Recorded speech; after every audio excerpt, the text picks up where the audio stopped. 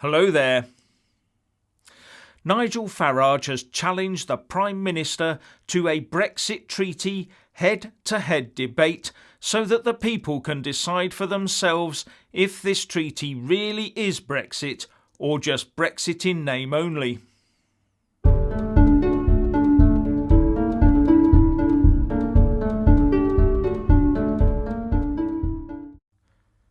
The Brexit Party leader, Nigel Farage, has thrown down the gauntlet and challenged the Prime Minister Boris Johnson to a one-on-one public debate on the Brexit treaty to show the people if it really is Brexit or not.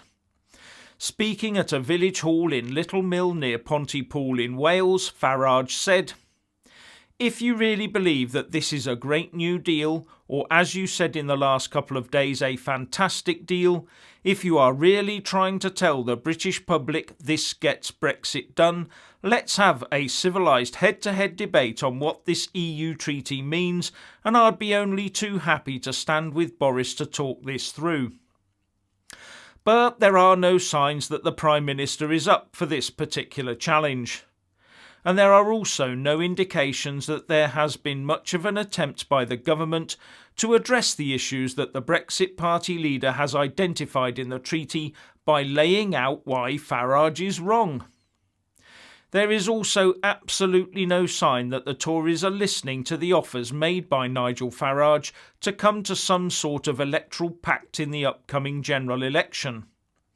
This is despite a recent YouGov poll indicating that a large majority of the Tory and Brexit Party voters asked would support some sort of accord.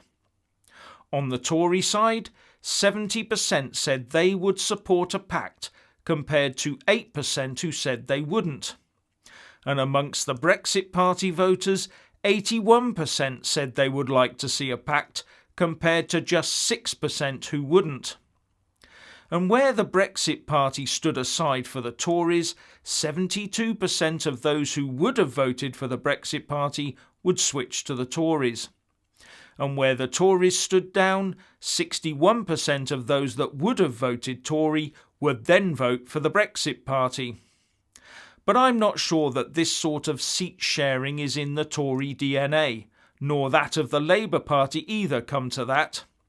As going down that path might, they could possibly think, devalue their own brand. But Farage is keen to keep pressing on this, and he said, "I'm going to go on trying for a few more days and make the point that in Torfaen and other constituencies here in South Wales, the Conservatives haven't won for 100 years. And they're not going to win here on the 12th of December. There is no chance of them winning. So I would make this urgent plea to Boris Johnson and others. Don't split the Brexit Party vote here in South Wales. We are the challengers here in South Wales, and if you're not in the field, we will beat Labour in many of these constituencies." The Brexit Party leader also said that he would contest all the seats in Wales if there was no arrangement with the Conservative Party.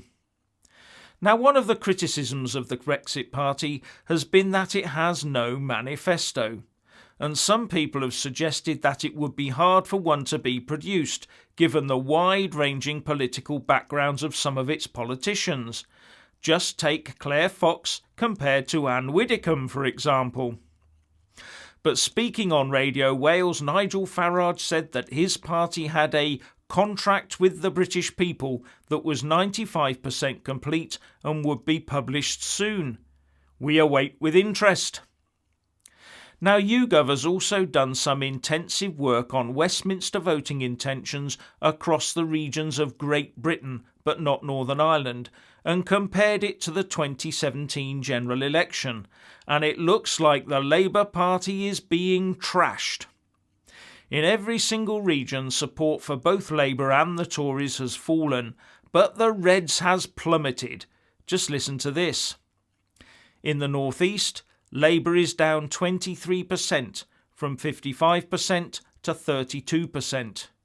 In the North West, down 25%, from 55% to 30%, leaving the Tories in the lead on 33%. Yorkshire and the Humber, Labour down 20%, from 49% to 29%, with the Tories in the lead on 34%. East Midlands down 19%, from 41% to 22%, with the Tories clearly in the lead on 45%, even though their support has dropped 6 points from 51%. West Midlands, Labour again, down 20% from 43% to 23%, leaving the Tories well ahead on 43%, even though they've dropped 6 points from 49%. In the east of England, Labour down by 16% to 17%, with the Tories on 45%. In London, although Labour is still ahead, they've dropped by 16%, from 55% to 39%. The South East, Labour down from 29% to 16%, and the Tories have also dropped here by 13% to take them from 54% to 41%, but they are still in the top slot. In the South West, Labour is down 12% to 17%, leaving the Tories clear on 41%, even though they've dropped 10 points. In Scotland, it looks like the SNP is going to consolidate its position with 42% of the vote, up from 37% in 2017. The Tories drop in Scotland 7 points from 29% to 22%, but Labour has fallen off a cliff from 27% to just 12%. And in Wales, Labour support has again plummeted 20%, from 49% to 29%, leaving it now only 1 point clear of the Tories. The main beneficiaries from all of this has been a mix of the Brexit Party, Lib Dems and Greens. But the big message from all of this is that based on these results, Jeremy Corbyn could be in for a dramatic drubbing. Now, before the final couple of news items that I have for you, I want to say a big thank you to my viewers and subscribers, and especially my Patreon donors. And you can find a link to my Patreon page in the descriptions box and first pinned comment below. Also, please don't rely on the now unreliable YouTube algorithm to alert you to my new videos. For more political and Brexit insights from me, it's easier to just come back to my channel every day for fresh videos.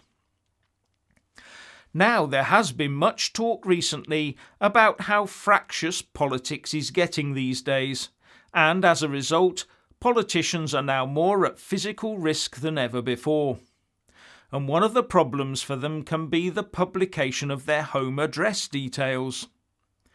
Now, it used to be the case that when standing for an election or nominating someone to stand for an election, for transparency purposes, your name and home address details were made public.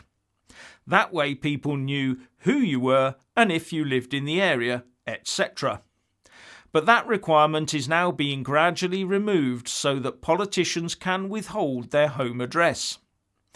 This concept is now being applied to the Greater London Authority elections starting at next year's local elections on the 7th of May for the London Mayor and Assembly members.